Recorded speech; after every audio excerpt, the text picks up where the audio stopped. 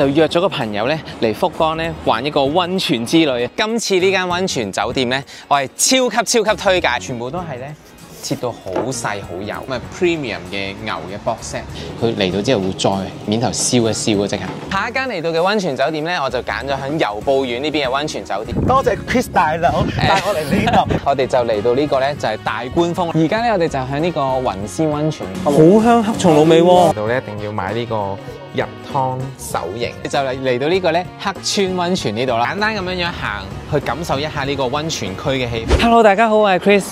今次咧我就唔響大阪啦，咁而家我就響邊度咧？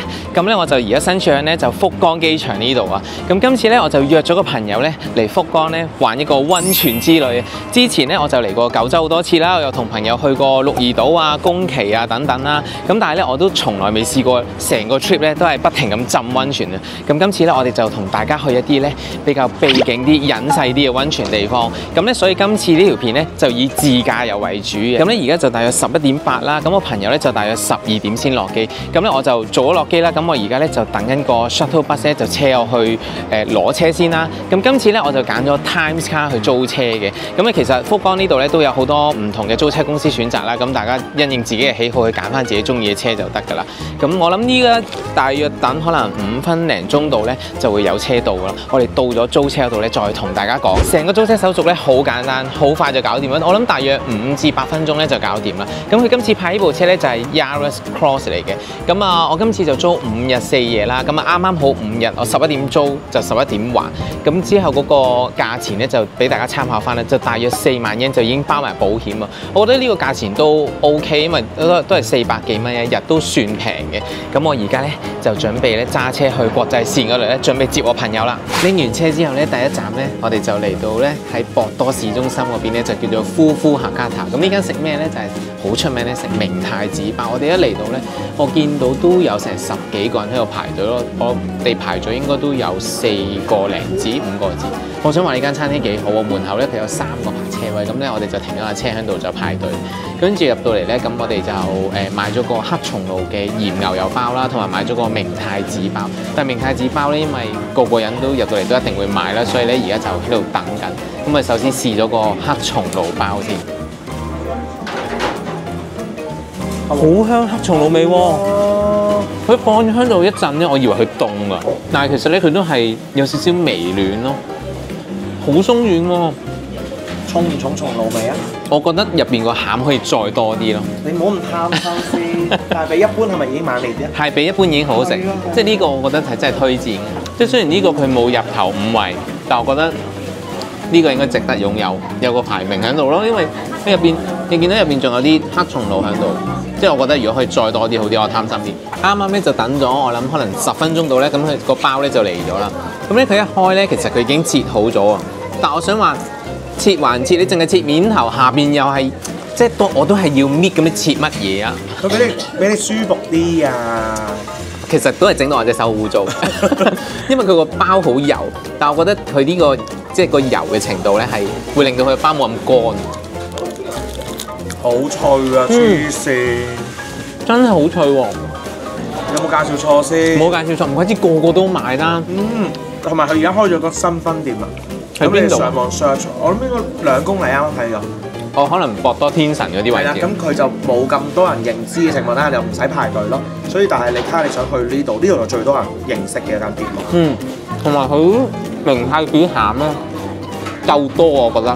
真係好多。係啊，即係如果我想話頭先嗰個黑松露包，如果係咁多嘅話，我會巨開心咯。同埋呢間店咧，我覺得佢方便在喺隔離就係有個商場喺度黐住咧，咁你食完又可以過去行下，夠方便。即係呢間麵包店推薦必嚟嘅。下一間咧，我哋就嚟到一間咧食麵包店附近嘅，就係食烏冬店㗎啦。咁呢間咧就叫做 Menya Isi。咁我哋上網咧就見到咧，佢個烏冬咧好靚嘅，佢係有個蛋咁樣樣啦，好似個溫泉蛋就係個蛋黃咁樣樣。咁另外咧，佢除咗呢個烏冬之外咧，就仲有個壽喜燒嘅蛋嘅烏冬啦。咁我哋就分別各嗌咗一個啦。咁呢個咧壽喜燒嗰個咧就2200yen。咁另外嗰個淨係得個蛋嗰個烏冬咧就1200yen。咁而家試下先，因為頭先嚟到嗰陣時咧，店員咧係會喺嗰個壽喜燒嗰個和牛烏冬嗰度咧，佢嚟到之後會再面頭燒一燒嘅即刻。老實講，個和牛真係絕對唔差咯。但係初頭我哋嚟到嗰陣時，我覺得佢就咁放喺度咧，係啊，我唔係好明，有啲驚嚇。佢放喺度咧，又唔點火先喎。冇點火啊，又唔係雪櫃即刻拎出嚟嘅喎。咁佢放咗個煎 pan 度，唔知放咗幾耐啦。咁但係而家佢上到嚟，我哋食完之後咧，我發覺佢個質素都唔差喎。幾好食㗎。呢個價錢我覺得係絕對對得住。烏冬咧，我覺得就正常，即係佢未去到我中意食嘅四國嗰隻咁彈牙，但係屬於正常。另外一款咧就係明太子奶油烏冬啦，有牛油味嘅都食得到，我覺得味道就正常咯。你幻想到嘅味道啦。兩款嚟講，我覺得嗌壽喜燒嗰個會吸引啲咯，同埋食落會滿足啲。呢個就好似好寡。打卡咯，即係你見到張相，你會想食嘅。係啦，就食落個味道係你幻想得到嘅味道咯。咁我覺得呢度附近咁樣樣食完個麵包店，再過嚟呢度食，再行埋街咁樣一條龍咁，都幾方便呢度。即係你都會願意嘅。我願意嘅，可以食一次嘅。係啦。回購唔好啦，麵包店可以回購。我哋由博多咧就揸車揸咗大約2個半至3個鐘頭咧，就嚟到呢個咧就係雲仙溫泉啦。雲仙溫泉咧，我一直都好想嚟嘅，但係之前我嚟過咁多次九州都冇嚟過啦。咁佢就喺長崎嘅另一邊嘅，都算係附近啦。咁呢個溫泉區咧，佢其實有好多唔同大大小小嘅溫泉酒店、溫泉旅館啦。咁有新有舊啦。咁另外我哋頭先揸車過嚟嗰陣時咧，就經過好似一啲溫泉街咁咧，沿路咧都會見到有好多坑渠蓋咧都會有煙飄出嚟嘅。咁呢啲咧就係真係一個溫泉區先會見到嘅。咁由嗰度再揸車10分鐘多啲咧，就上到嚟呢個咧，我身後邊呢個就叫青雲莊。咁呢間溫泉酒店咧，我見到佢個露天嘅溫泉咧，我就俾佢張相吸引咗咧，我就好想過嚟呢度體驗一下。咁呢度嘅房咧，佢就會比較西式嘅，就唔係傳統嗰啲瞓榻榻米嗰啲嘢，就有床嘅。咁另外呢度嘅酒店咧，咁佢就有翻咁上下歷史嘅。咁但係咧，就大約3年幾前或者3年半前咧，咁佢就全部重新翻新過，所以咧就咁睇落外觀咧都比較新淨嘅。check in 咗之後咧，而家就好快同大家做一個 room tour 啦。咁我哋入住呢間房咧，就係一間西式嘅雙床房嚟嘅。咁入到嚟咧，你見到咧好似好新淨咁咧，因為佢呢度咧只係裝修咗3年半左右嘅啫。咁呢邊床之外咧，另外呢邊咧就有個大嘅客廳啦，咁又有電視機啊，有個 mini bar 咁啦。咁呢度咧就我哋呢邊係角落頭嘅房嚟，所以就有2邊窗。咁咧佢仲有個露台啦，然之後我身後邊嗰個景咧就係望住我哋之後咧會浸溫泉嗰個景色嚟嘅。而家紅葉季節啦，但係因為我哋嚟到之後咧，我哋見到出邊咧就唔算話好多紅葉，可能要過多幾日或者1個禮拜，咁就應該會成個山頭都會有紅葉咯。咁呢間房咧，我哋2個人咧1泊2食嘅話咧，就大約係38000幾yen，咁平均一個人1000蚊度咧，我覺得呢個價錢都幾抵嘅。咁呢度溫泉酒店咧，亦都會有免費泊車，我覺得會比較適合自駕遊過嚟多啲咯。咁呢度就係屬於雲仙溫泉啦。咁雲仙溫泉喺長崎隔離，我覺得都幾出名嘅。我哋之後亦都會睇下啲雲仙溫泉區嗰度咧有啲咩風景，再影俾大家睇。咁我哋而家轉頭就去浸溫泉先啦。啱啱咧就浸完呢個咧露天嘅溫泉，我想話入邊嘅環境係好靚，因為呢間酒店咧佢裝修過大約3年度啦，所有嘢睇落都幾新淨啦。咁佢入邊嘅泉水咧係我自己中意嗰種嚟，係比較奶白色嘅，唔係透明嘅。有時我哋浸溫泉係浸嗰啲好透明、好清澈嘅，呢個咧就會比較奶白色，同埋有啲硫磺味喺度嘅。咁入邊咧嘅溫泉水咧，我覺得都比較熱啊，40幾度嘅。你一浸落去咧，其實你會見到好多煙咁樣飄上嚟咯，同埋佢出邊個環境咧都幾靚，因為有2棵紅葉喺度啦。咁如果日頭嘅話咧，我相信個環境應該會仲靚嘅。咁我哋而家咧試完個露天嘅溫泉之後咧，準備再去試室內嘅溫泉啦。晚飯時間咧，我哋就嚟到呢間餐廳啦。咁佢咧有得揀6點半同埋7點晚餐，因為呢度都比較早完，尤其是溫泉都係好早完。咁嚟到呢度咧就係一個會席料理啦。咁我哋就揀咗個咧食長崎牛嘅會席料理，咁都係同平時你哋去食溫泉酒店嘅會席料理一樣啦。頭盤咧有啲刺身啊，跟住有啲蔬菜啊，跟住最主要咧就係食嗰個長崎牛啦，咁佢就 shabu shabu 咁樣嘅。咁另外咧就仲有個鍋飯啦，個鍋飯咧等你準備好之後咧，佢就點火咧就即刻喺度煮噶啦，大約可能20-30分鐘度咧就已經煮完。頭先試咗嗰個長崎牛咧，覺得好香牛味，但係佢都有啲油脂喺度嘅，佢全部都係薄切嘅咯。我覺得呢個長崎牛大家嚟到都可以試，因為佢本身嚟到咧，佢係有得俾你揀唔同嘅餐，咁就會有唔同價錢嘅。咁長崎牛咧係中間價錢，咁如果你揀最平嗰個 set 咧，就係一啲當造嘅時令菜式咯。我就覺得揀長崎牛性價比好似高啲啊，啱啱中間又唔太貴。咁我哋食完晚飯之後咧，就會再浸溫泉啦。早餐時間咧，我哋嚟到呢個餐廳咧，佢就好似半自助形式咁樣樣咧，選擇係唔多嘅。我諗可能10樣8樣到啦。咁有啲麵包啊，有啲粟米片啊，跟住之後有啲沙律咁樣樣啦。咁另外咧，佢就擺好咗一個盤喺度咧，就已經有啲炸物啊、腸啊、有蛋啊，同埋有啲肉啦，好少嘅啫。我諗好簡單咁樣樣咧，好快速咁食完個早餐咧，我哋就會去浸埋個溫泉咧，就 check out，因為呢個 check out 時間比較早啊，10點鐘就要 check out 啦。咁唔講咁多先，食早餐先啦。而家咧，我哋就喺呢個雲仙溫泉區呢度啦。咁佢呢度有好多個唔同嘅地獄喎。我想話佢門口咧，你見到已經有好多煙啦，喺啲石頭度飄出嚟啦。喂，咁多貓嘅咩事啊？佢肚餓想食蛋啊？但我唔想俾你食，我都未食喎。你有咩資格食？咁呢度咧，雲仙溫泉區有門口嗰度咧，我頭先話好多煙啦。咁其實一直要行入去少少咧，咁就會見到而家呢個咁靚嘅風景，仲有少少紅葉喺度嘅。咁嚟到呢度咧，我覺得一定要買一個溫泉蛋啦。呢個溫泉蛋咧係100yen一個，溫泉蛋係日文 onsen tamago， 大家可以記住。溫泉蛋咪就係放蛋味咯，冇特別嘅，不過純粹一個儀式感，我覺得嚟到買嚟食下都幾好嘅。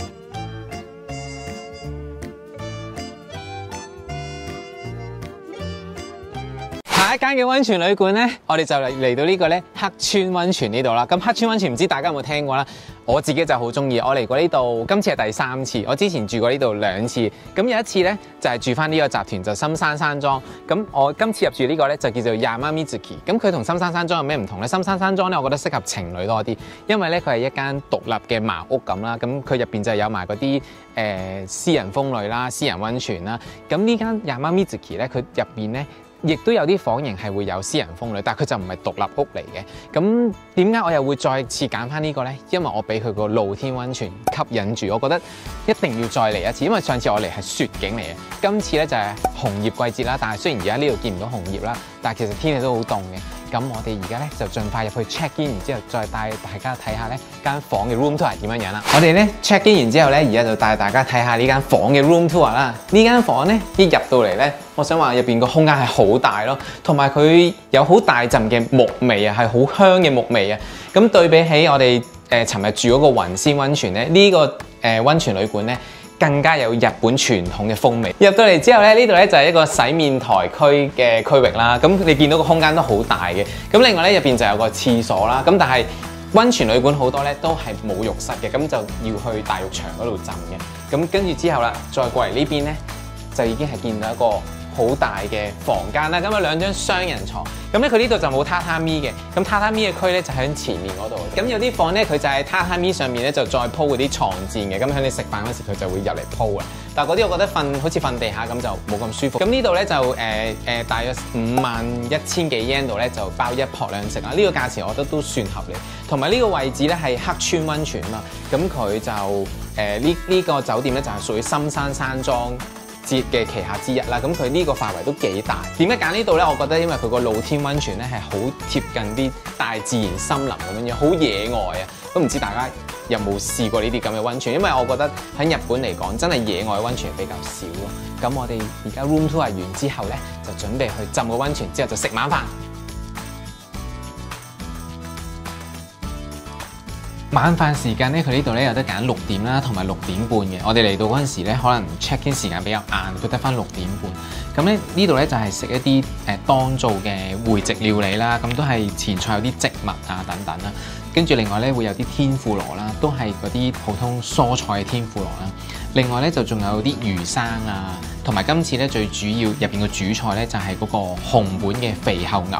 咁溫泉酒店入邊嘅晚餐咧，就算你食嗰啲肉咧，通常都係得幾片嘅細細片，味道都係屬於正常嘅。咁另外就仲有個麵豉湯啦，跟住之後就最後就會到啲雪糕甜品咁樣樣。咁呢個我就唔多介紹啦，因為好多會席料理都係差唔多，佢冇話特別會驚喜嘅。咁另外佢其實仲有個咧係鰻魚 set 嘅，但係因為我哋比較遲訂呢間酒店啦，所以佢鰻魚 set 咧就已經賣晒啦。咁我哋轉頭食飽飯咧，又再去浸溫泉先。話咁快咧，我哋就已經咧喺度住完一晚嘅酒店啦。咁而家咧就啱啱 check out 咗啦。我想話呢度嘅露天溫泉咧，我係十分之推介，因為佢環境真係好舒服。如果你想揾一啲好似呢一個秘境嘅溫泉嚟講咧，我覺得喺日本嚟講都唔係咁多地方有，尤其是佢係真係好貼近大自然，側邊仲有個河川咁啦。無論係日頭啦同夜晚咧，個風景都係好靚嘅。咁另外咧，今朝亦都包埋個早餐啦。咁但係個早餐咧，我就冇特別點評啦，因為佢都係一啲有好傳統嘅日本嗰啲魚啦，跟住有啲植物喺度啦，咁同埋有飯啦，咁好簡單咁食咗2啖咧，我哋就已經要準備 check out 啦。咁整體環境嚟講咧，呢度我覺得真係十分之舒服，無論係情侶啊同朋友咧，我覺得嚟呢度咧都係好適合嘅。咁呢間咧就係叫 Yamamizuki 嘅旅館啦。咁另外深山山莊嗰邊咧，我尋日都講過啦，係好適合情侶去住，因為佢嗰個係一個獨立嘅茅屋嚟嘅。咁咧，我哋而家咧就準備出發去下一個景點啦。咁首先我哋應該就會去黑川溫泉街嗰度咧行一行，睇下有冇啲咩再影俾大家睇。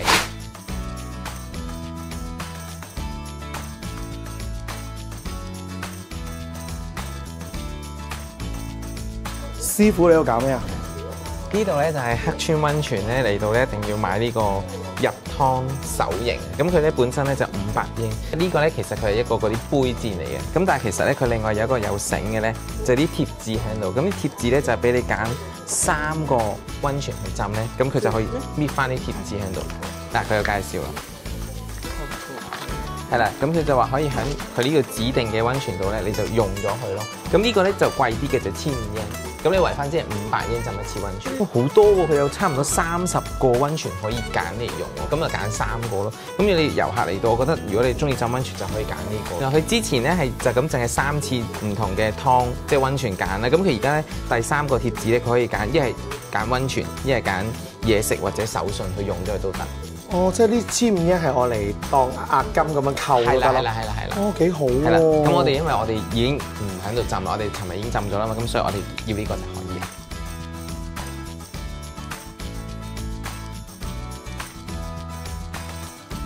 黑川溫泉呢度咧，我哋就喺度沿住啲街咁樣行啦，咁啊就會經過一間咧，我見到好多人排隊買嘅泡芙店喎，咁佢入邊咧就仲有啲布甸喎，咁我俾個泡芙吸引咗啦，咁佢就係咁樣樣，外層咧我覺得有啲似菠蘿包，咁但係我就咁聞落去咧已經勁香咯，呢個係400英一個，我見個個嚟到咧都要買一個咯，咁另外咧我哋就仲有買咗個布甸，咁就呢個布甸，咁呢個咧就係牛奶味嘅布甸嚟。我都唔想講嘢啦。好耐都冇食過咁好食嘅泡芙啊！好多 cream 喎入邊。佢個吉士呢啲咪正常中間吉士定係你估係奶定咩咧？佢隻 cream 咯，但係我覺得似吉士 cream 咯。嗯，係好滑得嚟，又唔漏啊。嗯，幾愛我好中意咪好咗。嗯，真係好食喎。俾唔到食評，唔講啦。個食評就係咁咯。哇！個糖漿拉絲咁喎。好誇張喎！佢唔同平時食到嗰啲布甸嘅質感喎，佢係好滑之餘，好有啲 cream 狀咁嘅，同埋佢都好香牛奶味。如果嚟到呢個黑川溫泉嘅話，呢間店必食。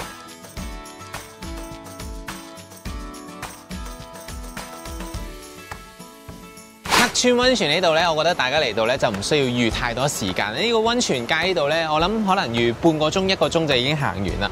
咁佢呢度咧有啲手信店啦，跟住之後有啲餐廳啦，例如有食鰻魚飯啊，有啲食牛啊咁樣樣，簡單咁樣樣行去感受一下呢個溫泉區嘅氣氛咧，其實係好舒服嘅。咁另外我身後邊呢度咧有條溪咧，佢就會有啲燈咧掛咗喺度嘅。咁基本上咧，佢夜晚咧就會亮燈嘅，但係我哋尋日嚟咧就唔知點解佢冇亮到燈啦。如果你撞正嘅話，再加埋雪景嘅話，即係1月嘅時候嚟咧，應該係超級靚嘅。咁呢度我哋就唔停留咁耐啦，我哋準備出發下一個景點。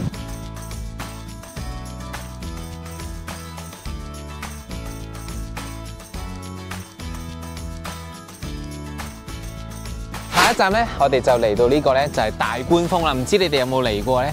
呢個亞蘇呢邊嘅大觀峰咧，其實佢係一個好出名嘅景點嚟嘅。佢可以望晒下邊咧成個亞蘇市個景色啦，然之後咧又可以見到一個亞蘇山脈咁樣樣咧，全部喺度連住咁樣樣嘅。我嚟呢度咧都已經嚟過，我諗3次4次，但係唔知點解咧，我每次嚟到九州咧，我都一定會嚟呢一度，因為我覺得呢度係成個環境好舒服啊，同埋你呢度同啲朋友喺度影下相啊。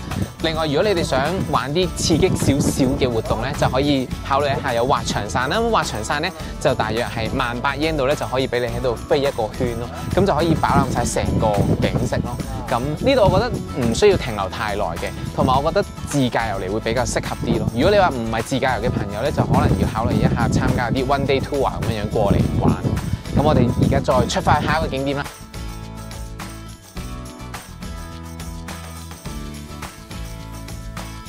話咁快咧，我哋揸車揸咗大約半個鐘多啲咧，我哋就嚟到而家身處呢個位置，知唔知邊度咧？亞蘇嘅火山啊！係啦，咁亞蘇火山咧就係熊本縣呢度咧一個活火山嚟㗎啦。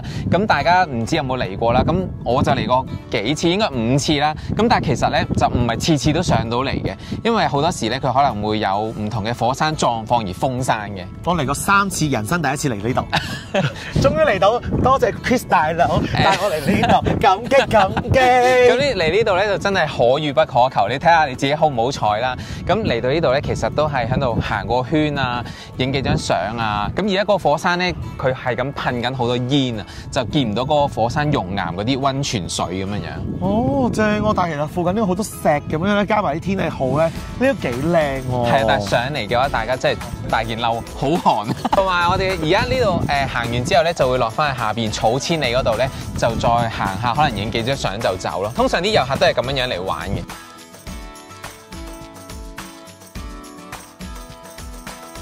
落翻嚟草千里呢度呢，大家一定要揾下邊度有馬。我頭先都揾咗10分鐘，我先揾到隻馬，好遠，仲要好凍。跟住呢度有幾隻馬啦，個個都圍住啲馬嚟影相。其實呢度除咗睇馬之外呢，佢仲有得騎馬。不過唔知係咪因為太晏，而家差唔多4點鐘，佢已經閂咗門，有得俾你騎馬咁兜一個圈咁樣。草千里呢度呢，我自己覺得呢就冇乜太大特別嘅，因為佢好大個草原。我諗大家嚟到呢度可能影幾張相，打幾個卡，咁就走得噶啦。咁留意翻你呢度自駕遊停車場呢，需要俾500 yen 呢就可以泊一次。下一間嚟到嘅溫泉酒店呢，我就揀咗喺由布院呢邊嘅溫泉酒店啊。咁我點解揀呢間呢？因為之前呢由布院呢，我一直都冇喺度住過。今次嘅溫泉之旅呢，我就想住下由布院啦。咁由布院呢，你一上網 search 嘅溫泉酒店呢，最多人推嘅一定係呢一間夢想園啊。因為呢一間呢，佢入邊有個好大嘅溫泉呢，係對正個由布岸嘅，佢嘅景色係勁靚嘅。咁事不宜遲，而家準備 check in 先。check in 咗之後咧，我哋就嚟做一個簡單嘅 room tour 啦。因為我哋今次比較遲訂咧，就得嗰啲 omakase 房，即係由佢去分佈俾我哋。咁估唔到一入到嚟咧，佢分佈呢間房俾我哋咧係比較大間咯。一入到嚟房咧，呢度就有個好大嘅洗面台啦。咁左手邊咧，我嘅左手邊咧就會有廁所啦，同埋呢間房咧比較特別咧，就係佢會有埋浴室，即係有得沖涼。好多溫泉酒店咧，佢入邊係冇浴室冇得沖涼，就要去大浴場啦。咁之後再入嚟咧，就會有見到一個廳啦。呢個廳咧都幾大嘅，呢度有4張凳，即係其實呢間房咧，我諗應該係可以瞓到最多4個人。咁但係呢度咧得2張床嘅啫。如果另外再多2個人嘅話咧，就應該要喺榻榻米上面鋪床墊瞓咯。咁再入去咧，就會見到呢一個位咧，就係榻榻米嘅部分啦。好多傳統嘅溫泉酒店咧都會有呢一個位置噶啦。咁你見到呢度有個嗰啲呢啲咧就叫確塔茲啦，就即係嗰啲暖爐啦。咁通常你食飯嗰時佢就搬開就會鋪啲床墊喺度嘅。但係因為呢間房咧佢比較大間啲，所以咧佢喺呢邊嘅入邊咧就會仲有一間咧房咧就會有2張床喺度嘅。咁我覺得呢啲都幾好，因為有啲人未必個個中意瞓床墊噶嘛。咁有呢啲床喺度咧就俾大家多啲 option 選擇咯。咁呢間酒店咧，我哋就訂咗大約係46,000幾yen，咁就唔包2餐噶啦。因為我哋比較遲訂，所以佢餐廳都 full 咗，都冇得揀。咁同埋我哋自己覺得如果加埋餐嘅話咧，咁個價錢就會比較貴，同埋可能因為今日星期六，再加上紅葉季節咯。唔講咁多啦，咁我哋而家咧就準備去浸溫泉啦，因為呢個溫泉咧收得比較早，就收9點嘅。咁我哋浸完溫泉咧就會準備出去食嘢啦。晚餐方面咧，我哋就由溫泉酒店嗰度咧出翻嚟由步院站呢邊咧，就揾下有啲咩食啦。咁如果自駕遊嘅朋友咧，我就建議可以泊而家呢一個停車場啦，因為咧佢夜晚7點後咧，最高上限咧只係收400円，可以泊到第二朝9點嘅，所以你就唔使驚話一路泊車要俾幾多錢咁樣。雖然咧而家係夜晚9點幾鐘啦，但係咧呢條街咧都仲有唔少餐廳咧係仲有嘢食嘅，咁就唔需要話又要走去便利店度買嘢食啊。就算你唔食嗰啲會食料理咧都冇問題嘅。我哋咧就揾咗間咧燒肉店咧，就係叫做由步院和作。呢間咧本來佢係閂10點半，10點我哋差唔多10點鐘嚟到咧，諗住佢冇得食啦，點知入嚟問一問咧，佢就話10點鐘嘅 last order，叫我哋盡快叫咗嘢食。咁你哋咧就叫咗個呢度比較出名嘅咧，就係呢個 box set 啊，咁啊 premium 嘅牛嘅 box set。咁咧佢就係每款佢出名嘅肉咧都會有2件嘅。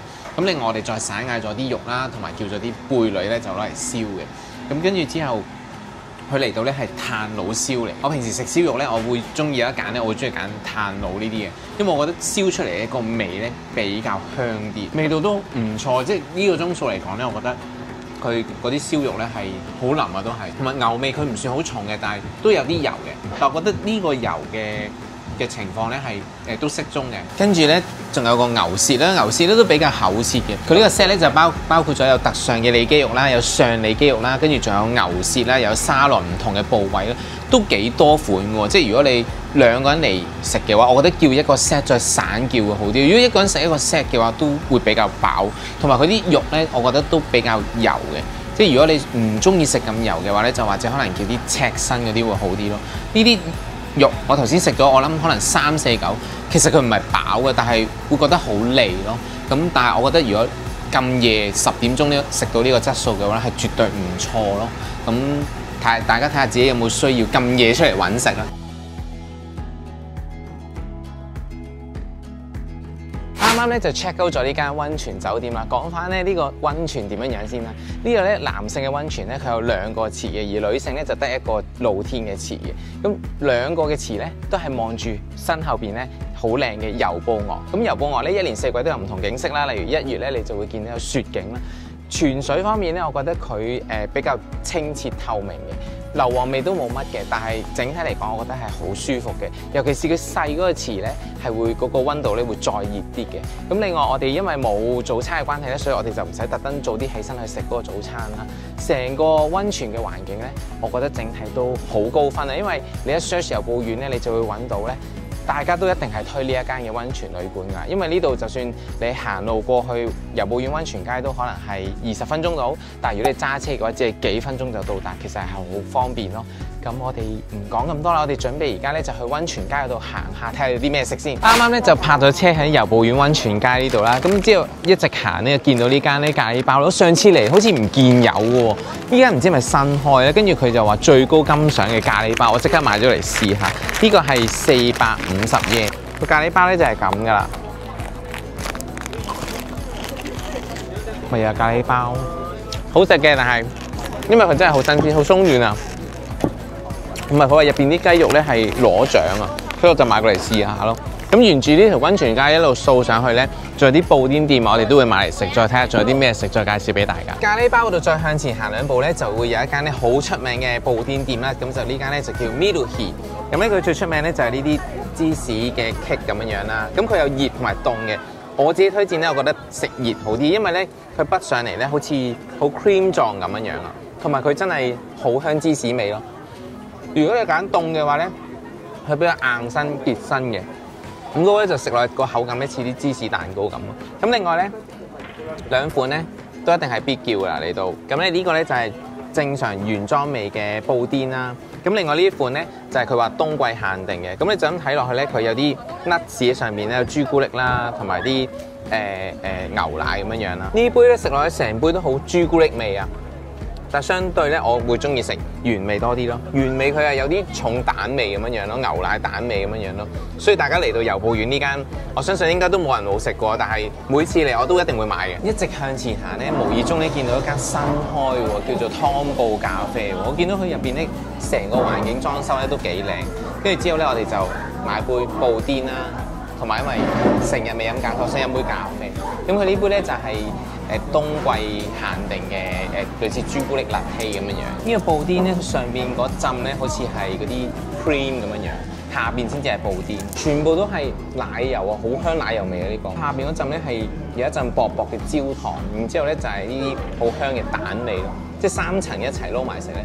好食喎呢個，另外咧呢杯咧就係朱古力嘅 latte 啦，正常嘅咖啡味咯。我覺得如果你行呢條街行到攰咧，就可以喺度坐喺度 chill 下，就唔使話一路行一路掃街咁樣樣，呢度坐喺度休息下，唔錯選擇。幾年冇嚟嘅由布院咧，我想話開咗好多唔同嘅新店喎，包括我而家企咗呢個位置咧係往金輪湖方向㗎啦。呢個建築物咧之前一直都冇嘅，而家呢個全部都新開咯。佢賣好多嗰啲手工藝嗰啲作品啊，咁如果有興趣中意買日本手作嘅人咧，我覺得呢度係好啱行。咁我去埋金輪湖嗰邊影幾張相咧，咁我就離開由布院啦。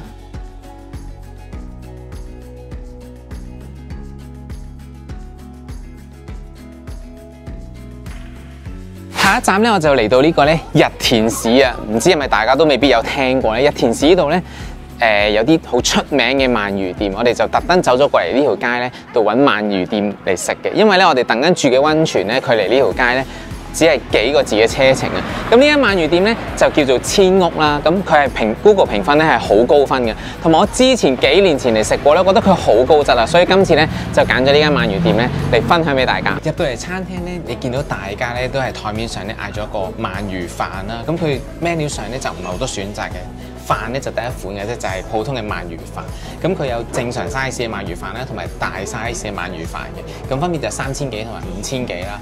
咁佢呢度咧就冇最低消費，每人叫一樣嘅。咁如果你話唔係好肚餓，想試下味咧，咁2個人、3個人嗌一個大鰻魚飯 share 食啫，我覺得都唔錯。除咗鰻魚飯之外咧，另外仲有啲鰻魚乾可以叫啦。咁嗰啲都係幾百yen嘅。咁啱啱嚟到嘅鰻魚飯咧，你見到係一個大嘅木桶啦，佢面頭係鋪滿晒，全部都係鰻魚，全部都係咧切到好細好幼。佢個鰻魚咧就唔係話平時我哋食到嗰啲鰻魚係燒到好脆嘅，佢個鰻魚汁係好香啦，跟住每一啖咧都充滿住好濃厚嘅鰻魚味啊！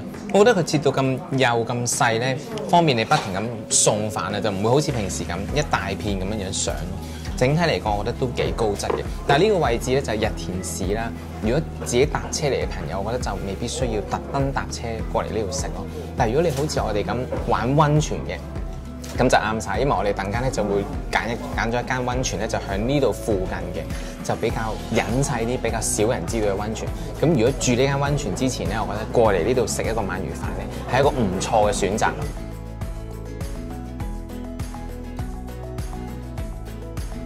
下一個景點咧，我哋就嚟到呢個叫做浮宇道柯神社。咁呢度最出名睇咩咧？身後邊大家睇到啦，就係睇呢個鳥居。呢度大約有90至91個鳥居啦。咁咧就要行大約250級，由最底咧就行到最頂嘅。咁呢啲鳥居我唔知你哋會唔會有個情意結啦？我就好中意去呢啲鳥居度影相嘅。咁之前亦都去過山口縣嗰邊咧，有一個好靚，有100幾個鳥居對住個海都好靚。咁但係呢個咧，我自己暫時都好滿足，因為喺福岡市過嚟都唔係太遠。咁呢個神社咧，主要都係求啲生意興隆啊。咁如果做生意嘅人咧，就可以過嚟呢度去拜下。咁如果自駕遊嚟嘅話咧，就最方便啦，因為你直接泊喺最頂咧係免費泊車。咁喺呢個位置咧，可以望到如果日落嘅話，照晒落下邊嗰個市景咧係非常之靚。所以如果大家嚟到嘅話咧，可能預大概半個鐘時間內喺度影下相咧，都係超級靚咯。尤其是呢啲處理挨蹦蹦影出嚟嘅畫面咧，係勁靚咯。超級打卡咯 ，IG 上一流。最後一間呢，就係我旅程中最期待嘅溫泉旅館。2017年開業至今呢，仍然係保持得好新淨。佢係日式同埋西式 fusion 設計嘅溫泉旅館嚟。check in 咗之後咧，職員咧就會同我哋一齊咧帶我哋上房啦。呢度嘅酒店咧嘅範圍係非常之大，同埋佢整體嘅裝修咧係超新淨。其實咧唔怕同大家講，呢間酒店咧我之前已經住過一次啦。但係因為佢實在太舒服啦，同埋環境實在太靚，所以我今次咧再嚟住多次。今次咧就安排咗咧7節呢間房啦。咁咧首先我而家同大家 room tour 一下先。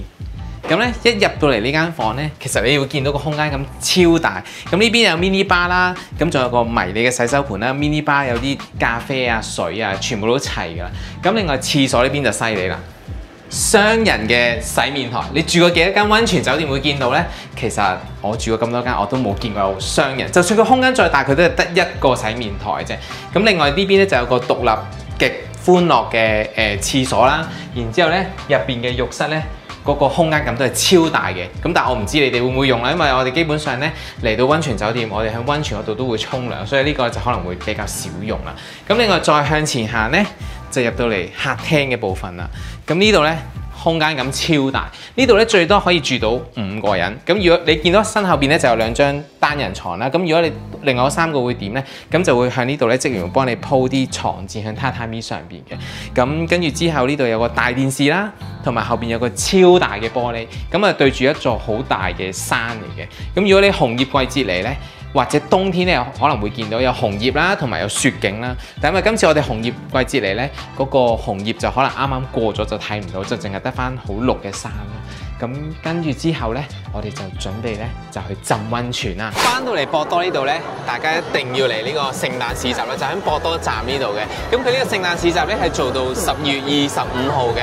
留意翻啊！呢個聖誕市集係全日本最大嘅聖誕市集啦。咁佢入邊有好多唔同嘅嘢賣啦，例如有好多日本嘅手作啊、聖誕嘅擺設啊，跟住有啲嘢食啊，同埋我發覺佢呢度咧都幾多啤酒賣喎。如果你中意飲啤酒嘅話，我覺得呢度係好啱你哋行咯。但係食物方面咧，我見佢比起我大阪嘅天王寺嗰邊咧嘅選擇咧就比較少啲嘅，反而佢集中咗好多咧嗰啲日本手作啊、精品嗰啲嘢。如果你中意買呢啲咧，過嚟呢度行咧都啱晒。你見唔見到身後邊呢啲店啊？全部都好多人啊！佢哋都係買嗰啲聖誕掛飾嗰啲公仔啦。我見咧都係唔係好貴嘅，都係幾百yen已經買得到咯。然之後呢邊咧有啲賣蘋果嘅嘢食啦，有各式各樣唔同嘅店鋪嘅。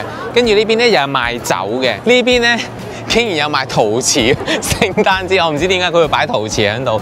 聖誕氣氛呢間唔夠。雖然咧呢度咧鋪頭咧就唔算話好多啦，但係因為呢度咧都有好多唔同嘅店啦，例如有啲賣玻璃啊、陶瓷啊，跟住有啲擺設啊，同埋有啲手作店啦。人流上咧都係比較多嘅，同埋呢度嘅氣氛咧，我覺得都幾好咯。咁另外咧，佢中間咧仲有棵大嘅聖誕樹，然之後下邊仲有好多台喺度，好似 food court 咁咧，好多人都買啲酒啊、飲品啊，坐喺度傾偈咧。非常之有聖誕氣氛咯！呢個聖誕市集咧，老實講，我覺得都幾好行嘅。如果大家嚟緊呢，會嚟福岡博多呢度呢，就一定要行呢個聖誕市集啦。但係呢，天神嗰度仲有一個聖誕市集嘅，我哋轉頭就同大家去睇下。而家呢，我就身處喺天神呢個聖誕市集啦。我想話咧，呢個聖誕市集呢，我覺得大家嚟到福岡嘅話咧，係一定要行咯，因為我就咁行咗一個圈咧，我已經覺得比起博多個聖誕市集咧，已經大好多，同埋好行好多啊！咁呢度嘅種類咧，亦都多好多咧，尤其是食嗰方面咧，呢度係更加多選擇咯。咁例如有啲披薩啊，跟住之後有啲德國腸啊，跟住之後又有炸雞啊，各式各樣都有咯。比起博多站嗰個聖誕市集咧，我覺得更加多元化同更加多選擇，同埋人流上咧亦都係冇咁多咯。咁至於佢側邊呢度咧，都仲有好多 food court 嘅位置咧，可以俾大家買完之後就坐喺度食。天神呢個聖誕市集咧，其實咧我想講咧，呢度咧除咗我而家企緊呢個位之外咧，過一條馬路咧，佢其實仲有另一個嘅聖誕市集嘅。嗰個聖誕市集咧就閂早啲，嗰個就應該閂9點鐘。咁但係嗰個咧就會更加多燈飾去影嘅。店鋪咧就冇我而家企喺呢個位置呢度咁多嘅，但係嗰個打卡咧就會多啲嘅。我而家企呢個嘅聖誕市集咧，全部大部分店咧都係啲食肆嚟㗎啦。反而如果你哋話想買啲聖誕裝飾啊手作嘅咧，咁我就覺得博多站嗰個咧就會適合啲。但係如果你話想食下嘢啊，感受一下聖誕氣氛嘅話咧，我覺得天神呢個咧係必定要嚟嘅咯。因為今次呢個聖誕市集咧，我都係第一次嚟嘅。咁呢度咧就收得比較夜，就收11點咯。咁如果你夜晚食完飯嚟呢度行下咧，都應該幾超。去完聖誕市集之後咧，好多店咧都閂晒門啦。仲想食嘢嘅，一定要揀屋台。嚟到福岡唔去屋台咧，硬係覺得爭緊啲嘢。但係原來屋台咧都有分好多唔同時間閂門嘅喎。有啲可能11點幾就閂，有啲係12點閂。跟住之後咧，我哋咧而家喺天神呢度咧，就天神站對出咧就已經有幾個屋台，我哋就揀咗其中一個屋台嚟食。咁我哋咧就叫咗個蘿蔔關東煮啦，叫咗個炒麵啦，叫咗個炸雞，同埋叫咗個明太子嘅餃子。因為炸雞佢面頭有炸嘢嘅，好奇怪，好醬啊！炸雞又幾好食喎，又幾好啊！追鬼嘅。我諗我哋拍呢條片本身係唔係諗住話介紹啲咩，純粹記錄低福岡一定要去屋台，但係啲嘢食又出奇地道得嚟又幾好食。但係個炸雞我哋以為佢本身炸好咗，原來佢即炸嘅呢個，同埋佢個蘿蔔係巨大嚿，好腍，好似媽咪嘅感覺。但係呢度係呢間屋台嘅 top one 係呢個炒麵咯，即係叫做咩博多炒麵佢 number one 咯，係啊。夜晚食到呢個質素。好滿足，氣氛搭夠，個個人都一定會嚟食，冇乜特別，但係又會好開心，真係可以感受一下氣氛。感受，仲要傾下是非，傾下偈，係咁講個口冇咩，瘋狂咩咪正啊！話咁快咧就已經 check out 咗啦。今次呢間溫泉酒店咧，我係超級推介嘅。點解咧？因為佢入邊咧，淨係個大堂已經好靚啦，跟住佢個 lounge 又有嘢飲啦，跟住佢仲有個叫 Kids Zone 嘅地方咧，就可以俾啲小朋友喺度玩啦。然之後咧，佢溫泉咧又真係好靚啦，因為佢溫泉咧佢有一邊咧係有兩個露天嘅池嘅，另一邊咧就係一個嘅。咁男女咧係響朝頭早同夜晚咧係會調轉嘅，所以咧強烈建議咧大家朝頭早又浸，夜晚又要浸，然之後浸完溫泉呢度仲可以買埋牛奶咧，我覺得成個配套係非常之好。然之後房間又夠大啦，成個設計又好 fusion 啦，成間酒店嘅氛圍係超級好咯。咁整體嚟講，呢間酒店10分滿分，我俾到9分。我住過，我都要翻轉頭再住喎，你知咩料啦？咁咧，而家咧，我哋咧就事不宜遲，我哋要趕住去機場。話咁快咧，我哋就已經咧要完結呢個旅程啦。咁今次咧，我哋就同大家去咗4個溫泉啦。